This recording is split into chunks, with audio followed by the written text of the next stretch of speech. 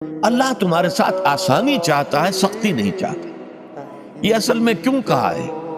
اس کی وجہ سمجھ لیجئے، آج بھی آپ کو اپنے ہاں ایسے لوگ مل جائیں گے جن کا تقویٰ کا تصور اتنا غلط ہو گیا ہے کہ 104 درجے کا بخار ہے، روزہ چھوڑنے کو تیار نہیں۔ بھلے آدمیوں، اللہ نے تمہیں ایک رخصت دی ہوئی ہے تو خام خواہ اپنے اوپر یہ شدت کیوں لے رہے؟ لیکن لیتے روزہ چھوڑنے کو تیار، روزہ قضا نہیں کرنا۔ سفر پر جا رہے ہیں اور روزہ قضا کرنے کو تیار نہیں۔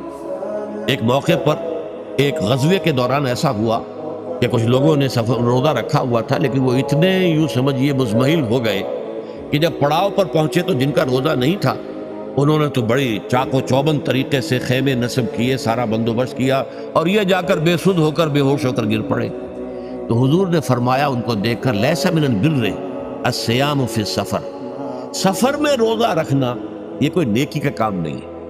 یہ نیکی کا غلط تصور ہے کہ جو تم نے اپنے اختیار کر لیا، یہ تمہارے اندر تشدد پسندی پیدا ہو رہی ہے۔